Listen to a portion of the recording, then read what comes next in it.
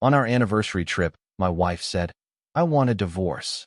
I replied, "Why wait?" Then I canceled her return flight and left her with her share of the hotel bill. I landed to a voicemail from hotel security informing me she was being detained for the unpaid charges. I, 34M, never imagined my 10-year marriage would end in a luxury resort bathroom in Cabo San Lucas. But life has a twisted sense of humor. The trip was supposed to be our anniversary celebration. 10 years of marriage, 15 years together total. I'd booked the 5-star resort months in advance, upgraded to the Ocean View suite, even arranged for champagne and roses in our room. My wife had seemed excited about the getaway, posting photos of her new vacation wardrobe on social media weeks before we left. The first red flag should have been how she spent most of the flight texting someone, her phone tilted away from me at an angle that screamed secrecy. When I asked who she was messaging so urgently, she claimed it was just work stuff that couldn't wait. On our anniversary trip, right, we landed Friday afternoon, and the resort was everything the photos promised. White sand beaches, crystal clear water, and service that made you feel like royalty. Our suite overlooked the ocean, complete with a private balcony and a bottle of Dom Perignon waiting on ice. For a moment, watching her face light up at the view, I thought maybe this trip would fix whatever had been growing cold between us. That hope lasted exactly 36 hours. Saturday night, after our anniversary dinner at the resort's most exclusive restaurant, we returned to our room. I'd had the staff arrange for more champagne and chocolate-covered strawberries. The whole setup was romantic as hell, and I was feeling optimistic about reconnecting with the woman I'd fallen in love with in college. She excused herself to use the bathroom, taking her phone with her. Again, I should have known something was coming when she stayed in there for nearly 20 minutes. But I was too busy adjusting the playlist I'd created for the evening to think much of it. When she emerged, her whole demeanor had changed. The smile was gone, replaced by an expression I'd never seen before. Cold, determined, almost relieved in a way that made my stomach drop. She sat on the edge of the bed and told me we needed to talk. The words that followed hit me like a freight train. She wanted a divorce. She'd been thinking about it for months. She wasn't happy, hadn't been happy for years, and she couldn't pretend anymore. She'd already spoken to a lawyer back home. I sat there stunned, processing the fact that my wife had been planning the end of our marriage while I was planning our anniversary celebration. The irony was so bitter I could taste it. She kept talking, explaining how she felt trapped, how we'd grown apart, how she needed to find herself.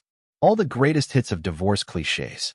But what really got to me was when she mentioned that she'd been talking to someone else. Not physically cheating. She was quick to clarify, but emotionally involved with a coworker who understood her in ways I apparently never had. The someone she'd been texting on the plane. The urgent work messages that couldn't wait. As she continued her rehearsed speech about conscious uncoupling and remaining friends, something inside me shifted. The shock was wearing off, replaced by a clarity I hadn't felt in years. She was right about one thing, we were done. But if she thought she could orchestrate this whole thing on her timeline, in the place I'd chosen to celebrate our marriage, she was about to learn otherwise. I looked at her and said, why wait? If she wanted a divorce, we could start right now. The confusion on her face was almost worth the price of the trip alone. She'd expected tears, begging, maybe anger. She hadn't expected agreement. She started backtracking, saying we should wait until we got home to make any decisions, that we should try counseling first. All the things she should have suggested months ago, when she was apparently falling out of love with me and into whatever she had going with her coworker. I told her I appreciated her honesty and that she was absolutely right. We were over. But since she'd chosen to end things here, she could figure out her own way home. The next few hours were the most surreal of my life. While she alternated between trying to talk me out of leaving and demanding I act like an adult about the situation, I was busy on my laptop. I canceled her return flight and transferred her portion of the hotel bill to her name. The resort was more than happy to split the charges when I explained that my wife would be extending her stay. I'd paid for the entire trip up front on my credit card, the flights, the resort, everything. It had cost me nearly $8,000, money I'd been saving for months. But I'd be damned if I was going to subsidize her betrayal. She wanted independence. She could start practicing right away. By Sunday morning, I was packed and ready to leave. She was still trying to convince me I was overreacting, that we could work through this. The cognitive dissonance was stunning. She'd ambushed me with divorce papers she'd already discussed with a lawyer, admitted to an emotional affair, and somehow thought I was the one being unreasonable. The Uber to the airport was the most peaceful 20 minutes I'd had in months. My phone was buzzing constantly with calls and texts from her, but I turned off the sound. Whatever panic she was experiencing about figuring out her own travel arrangements was no longer my problem. The flight home gave me 5 hours to think about everything that had led to this moment. The late nights she'd claimed to be working. The way she'd become protective of her phone. How she'd stopped making future plans with me. Always deflecting when I brought up things like vacation destinations or home improvements. The signs had been there. I'd just been too comfortable to see them. I landed back home Sunday evening and immediately started the process of protecting myself. I transferred half our joint savings to a new individual account. My half, nothing more. I documented everything I could remember about her admission of the emotional affair. I even saved screenshots of her social media posts about how excited she was for our anniversary trip, thinking they might be useful later as evidence of her deception. Monday morning, I called in sick to work and spent the day researching divorce attorneys. By noon, I had consultations scheduled with 3 of the top family law firms in the city. If she'd gotten a head start on the legal process, I wasn't going to be caught unprepared again. It was Tuesday afternoon when I got the voicemail that made this whole nightmare worth it.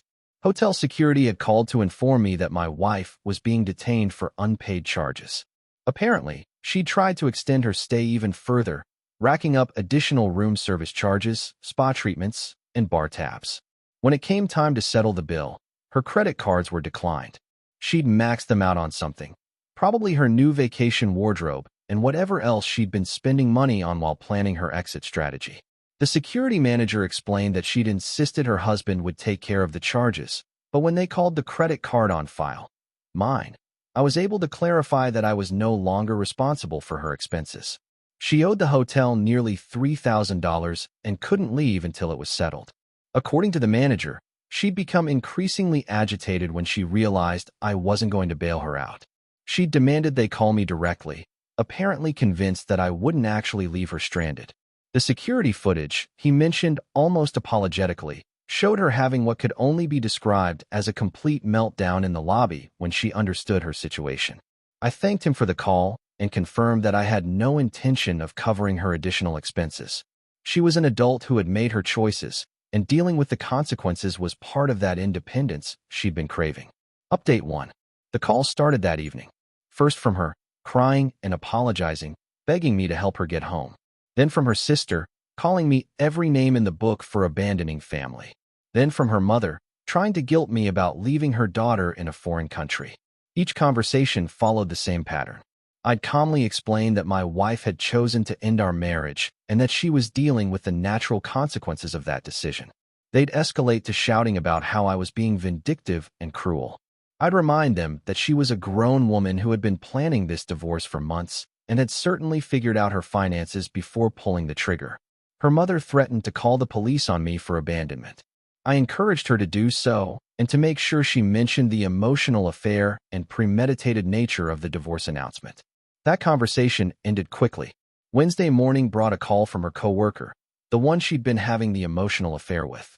He had the audacity to tell me I needed to man up and help her out of this situation. The conversation was enlightening. He'd apparently been funding some of her recent expenses, including the maxed-out credit cards, for what he called investments in their future together. When I asked if those investments included a plane ticket home for his girlfriend, the line went quiet. Turned out Romeo hadn't thought through the logistics of his relationship with a married woman who lived 1,500 miles away from their workplace conference where they'd met. By Thursday, the calls had stopped. I later learned through mutual friends that her parents had eventually wired her money to settle the hotel bill and buy a new flight home. They were not happy about the unexpected expense, especially when they learned the full story of how she'd ended up stranded. Update 2. She returned the following weekend, and the real chaos began. She'd apparently spent her extra days in Cabo doing a lot of thinking, because she came back with a completely different attitude. Gone was the confident woman who'd asked for a divorce. In her place was someone desperate to salvage our marriage. She showed up at our house. I'd already started thinking of it as mine alone, with flowers and a speech about how the trip had given her clarity about what really mattered. She'd made a terrible mistake. The coworker meant nothing. She wanted to fight for our marriage. The timing was almost comical. I'd spent the week she was gone meeting with attorneys, separating our finances, and mentally preparing for the next chapter of my life. I'd actually started looking forward to being single again, remembering who I was before I became half of a couple that was apparently only working for one of us. I let her finish her speech and then handed her the divorce papers I had drawn up. Her face went through about 5 different expressions as she realized I'd spent her extended vacation making our separation official. She tried everything. Tears, anger, bargaining, more tears. She promised counseling, therapy, anything I wanted. She swore the coworker was out of her life completely. She even offered to quit her job and move wherever I wanted to start fresh. But here's what she didn't understand. I was done. Not because of the divorce request or even the emotional affair, though those certainly helped. I was done because of how she'd handled it all.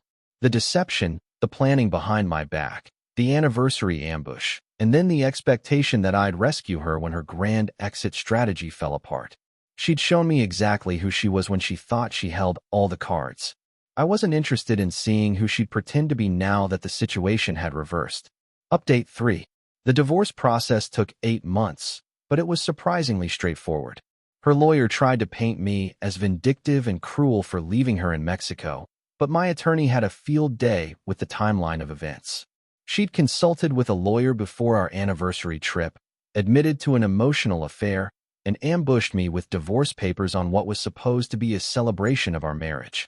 The judge was not sympathetic to claims that I'd abandoned her when she was the one who'd initiated the divorce proceedings and was an adult capable of managing her own travel arrangements. The emotional affair, which her coworker helpfully confirmed in his deposition, didn't help her case either. We split our assets 50-50, which was fair since we'd both contributed to our joint savings over the years. She kept her car and her debt, including the money she owed her parents for the Mexico Rescue Fund. I kept the house, since I could afford the mortgage on my own and had been the one making most of the payments anyway. The coworker situation imploded spectacularly. Turns out he'd been funding her shopping habits and lifestyle upgrades by embezzling from their company's expense accounts. When that came to light during the divorce proceedings, he was fired and charged with fraud. Their great love affair ended with him facing federal charges and her scrambling to find a new job. She moved back in with her parents, which I'm sure thrilled everyone involved. Last I heard through mutual friends, she was working at a marketing firm in her hometown and telling anyone who'd listen about how I destroyed her life by leaving her in Mexico. Update 4. It's been 2 years since Cabo, and I've never regretted my decision to leave her there. Not once. People occasionally ask if I think I was too harsh, if I should have taken the high road and helped her get home before starting divorce proceedings. My answer is always the same. She made her choices as an adult, and adults deal with consequences. She chose to plan a divorce behind my back. She chose to start an emotional affair. She chose to ambush me on our anniversary trip instead of having an honest conversation at home. And she chose to extend her stay in Mexico, running up bills she couldn't pay. I didn't abandon her. I simply stopped enabling her. The best part? I'm genuinely happy now. I've been dating someone for about a year now. A woman who communicates openly, doesn't play games, and would never dream of planning major life changes behind my back. We're taking things slow, but for the first time in years, I'm excited about the future. I kept the photos from that anniversary trip, not out of nostalgia, but as a reminder of what happens when you ignore red flags and let someone take advantage of your good nature. The picture of the champagne and roses in our resort room sits in my desk drawer at work. Whenever I'm tempted to ignore my instincts about people or situations, I look at it and remember that sometimes the most expensive lessons are the most valuable ones. My ex-wife taught me that love without respect is worthless, that trust once broken is nearly impossible to rebuild, and that the person who's willing to blow up your life will always expect you to help them clean up the mess. She also taught me that sometimes the best response to someone who doesn't value you is to simply stop being available for them to devalue. The $8,000 I spent on that trip was worth every penny. Not for the memories, but for the clarity. She wanted a divorce, and I gave her exactly what she asked for, just not the way she'd planned it. Looking back, leaving her in Cabo wasn't revenge. It was respect, for myself and for the independence she claimed she wanted so badly. She got to experience exactly what it felt like to handle life on her own terms. with her own resources, facing her own consequences. And I got my life back. If you liked this story, please like and subscribe us. Thanks in advance.